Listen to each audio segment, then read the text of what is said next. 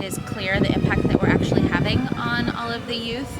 So knowing that it means so much to them that we are there is really the driving force behind me getting up out of bed with this terrible jet lag every single day. I learned a great deal of selflessness, and that's a huge thing that I'll be taking back with me, that I honestly, truly learned more because of them.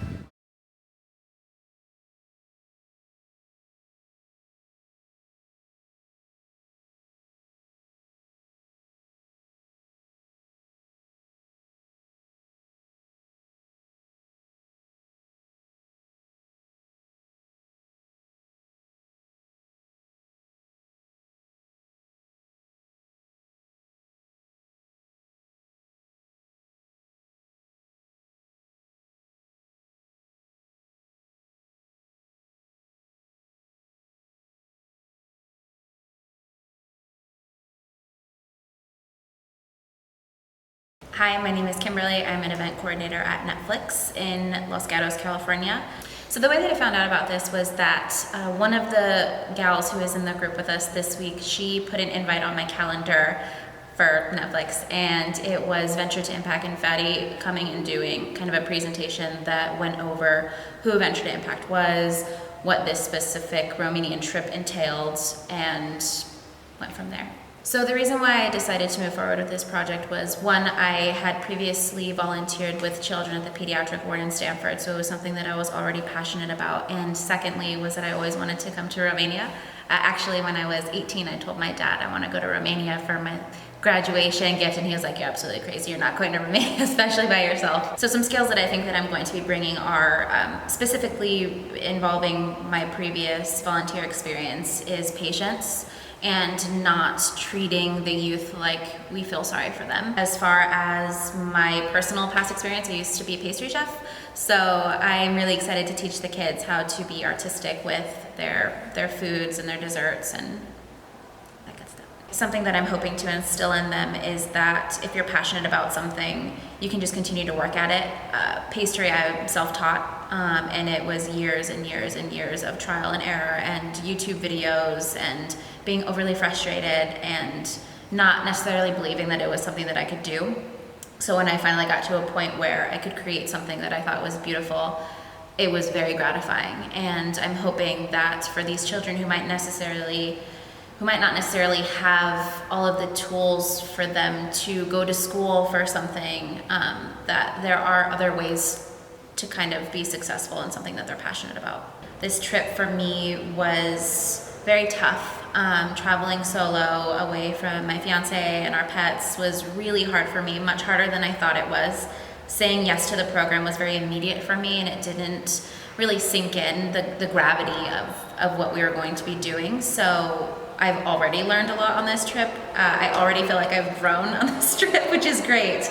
But I think something that I could take back is just a major appreciation. This trip is not always super easy for everybody. I think with a lot of big decisions like this, people don't see the side of it where it can be really scary, because there are so many elements of unknown when it comes to doing something like this that you've never done before. Volunteering locally is one thing, but going half a world away to volunteer with people that you may not know anyone at all. Luckily, I knew Andrea and Bobby, but for some, they would know nobody.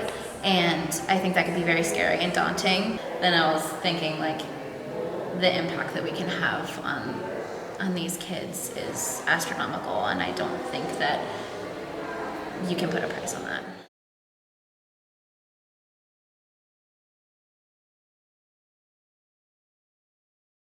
Today was so great. So today was probably my favorite day that we have done so far. We went to a different school today and worked with much younger children. And today was definitely the day that I felt the most connection with one of the little girls at the school today. And it was also the day that I felt the most heartbroken. So today was an emotional roller coaster, but it was very humbling, and it was really great. It was really, really great. So making the connections with these children are equal parts rewarding and heartbreaking. Rewarding because you, again, are realizing the impact that you're having on their lives and the impact that they're having on your life as well.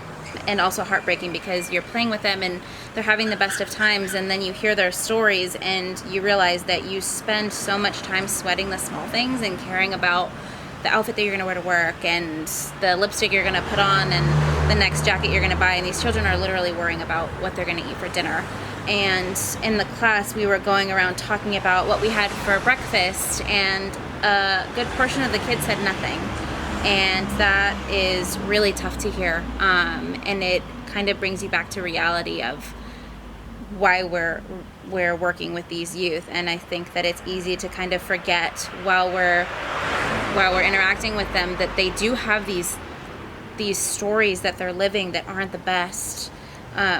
So I think that hearing their stories is really great, but it is really tough. It's really tough. The first day or two, it was a little rocky because I wasn't sure how to approach some of them, or what made them feel uncomfortable or what made them feel comfortable. And now I think we're at a point where they're starting to feel super comfortable with us, and each one you kind of approach it a little differently, and I feel like that's been really beneficial as far as getting to know them and hearing their stories and learning how you can actually impact them for the better. I think that something that I'm trying to be very cognizant of is making sure that I am approaching them a little bit more and being the vulnerable one, and also making sure that I am reinforcing positive behavior and letting them know, like, hey, this is really crazy that you speak 3 languages. I only speak 1 and you're like 10 years old. And letting them know that it's super cool and they're super talented and that they have all these ambitions that they can follow through with. So they want to be a doctor. There's nothing stopping you. You can work super hard and become a doctor or an actor, and don't feel that just because you are living this kind of rough story that prevents you from doing amazing things. The day before leaving, I was running through my mind on maybe you're just not going to go, and maybe that's okay, and the money can just be considered a donation, and you just won't go, maybe it'll be next time. And now I am sad to leave. Polar opposite. I was so afraid to come here, and now I'm afraid to leave. So if that says anything about the impact that the youth are actually having on us, it's astronomical.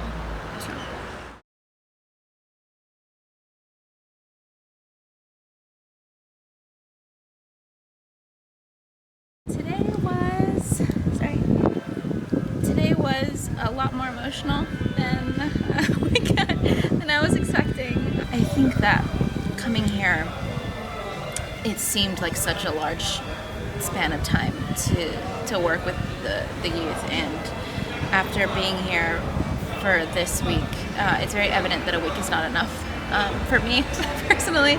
I really underestimated the attachment that I was going to have with some of them. It's a roller coaster, right? I was, like I'd mentioned, I was really frightened to come here, and now I'm really hesitant to leave. I don't want to leave, and that just shows the impact that they've had on me as a human. I think one of the biggest challenges of this week was getting them to open up.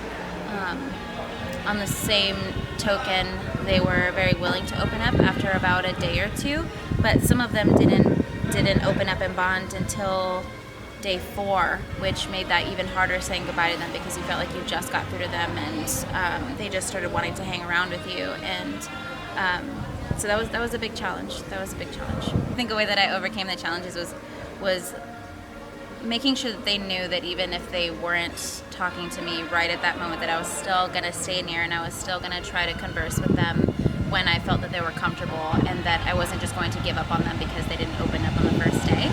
I think that made a huge impact for them, because I noticed a lot of times when they didn't necessarily want to open up on day 1 or 2, they would see us interacting with some of the others in the group, and it was kind of like, hey, I kind of want to interact as well, and they would scooch over and be part of the conversation.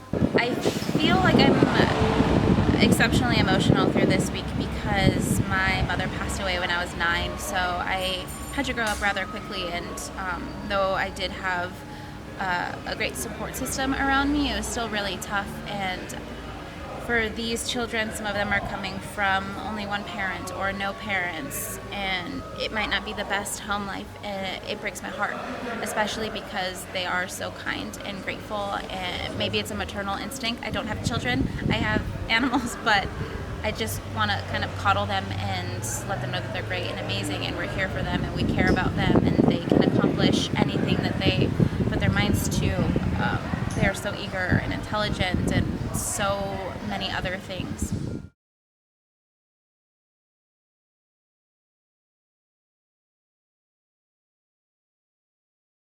I feel that this was probably one of the most impactful weeks of my entire life. Definitely one of the most important trips that I've ever taken. It's taught me to be a lot more grateful for what I have, and maybe realize that I don't always need the best of things. I think an impact that I've had here with the youth is being creative, and also knowing that hard work pays off, especially in something that you're passionate about. It's really difficult to try to summarize the experience and the impact that it's had on me. But I know 100% that I will be back here next year to see all of the youth. I already pinky promised a lot of them. And overall, it's made me just want to be a better person back home and to spread so much love and positivity and generosity and all kinds of other amazing things. So I am super grateful and thankful for everything that this trip has done.